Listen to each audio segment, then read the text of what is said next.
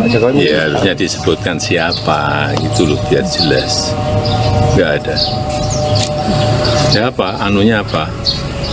Pak Jokowi mungkin tahu Kepentingannya apa saya mengutus untuk itu? Kepentingannya apa? Coba logikanya. jadi tidak ada. Saya itu udah diem loh ya.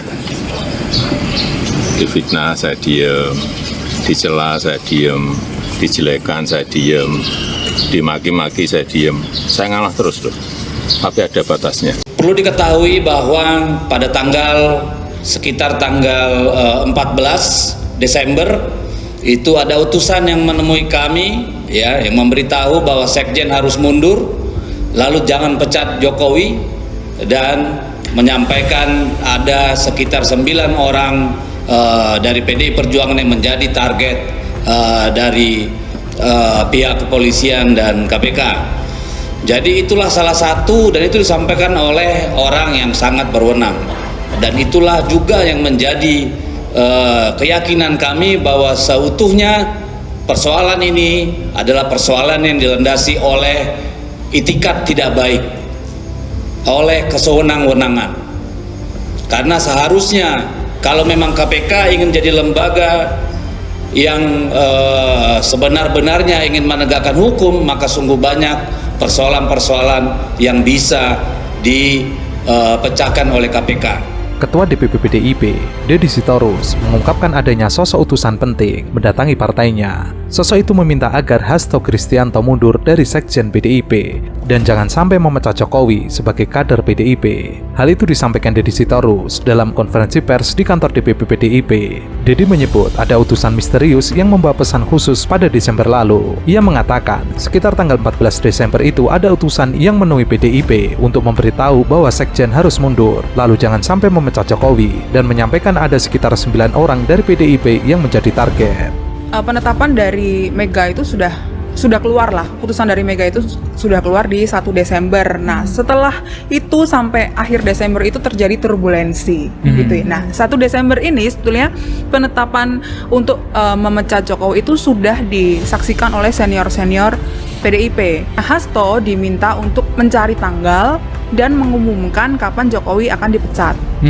Waktu itu ketemu tanggal 4 Desember sih. Di antara tanggal 1 sampai tanggal 4 itu Jokowi menyampaikan bahwa dia itu masih punya KTA PDIP. Gitu. Lalu setelah itu gangguan-gangguan tuh mulai terjadi. Nah, pertama gangguan kepada Hasto gitu ya. Di tanggal 13 Desember malam, lalu tanggal 13 Desember malam itu hari Jumat malam, Hasto itu dihubungi oleh satu kurir. Kurir apa nih? Kurir dari Jaksel. Kurcok. Yang intinya si Kurcok ini bilang untuk pertama Hasto ada dua pesan dari Jaksel itu. Pertama, Hasto diminta untuk mundur dari Sekjen.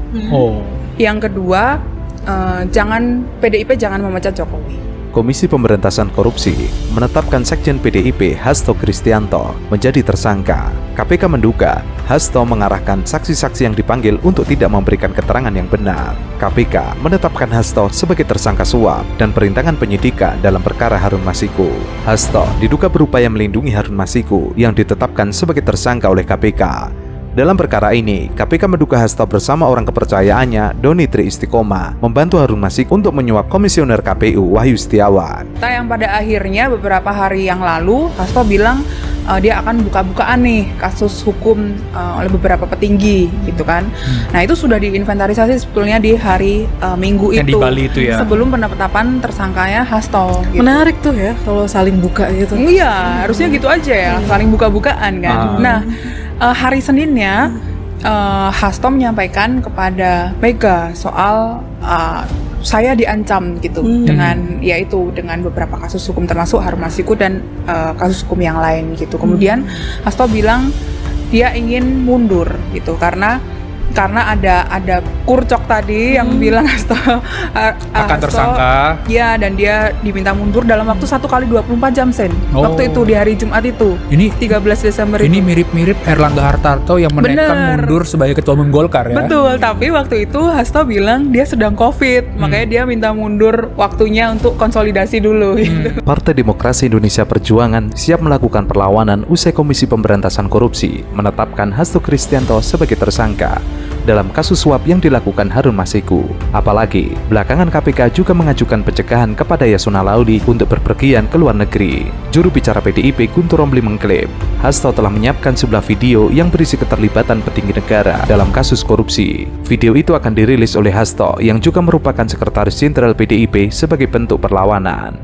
Jadi ada jeda waktu untuk konsolidasi sebetulnya. Jadi di Bali itu dia sudah menyampaikan, sebetulnya Hasto juga sudah menyampaikan beberapa kali bahwa dia mau mundur sebagai sekjen, termasuk kepada Bambang Pacul. Dia menyampaikan bahwa dia akan mundur sebagai sekjen dan dia menitip pesan kepada Jakarta Selatan dan kepada Solo bahwa dia siap mundur sebagai sekjen gitu, karena memang keinginan ya dia mendengar, atau internal PDIP yang kita terima informasinya ya Sen, itu mendengar bahwa orang-orang dekat di lingkaran Jokowi dan Jokowi itu ingin Hasto ini mundur sebagai Kenapa? sekjen ya, karena Terlalu frontal, terlalu fight ya. betul, di PDIP itu memang terbelah dua gitu. Ada yang fight terhadap Jokowi, ada yang memang bisa kompromistis gitu.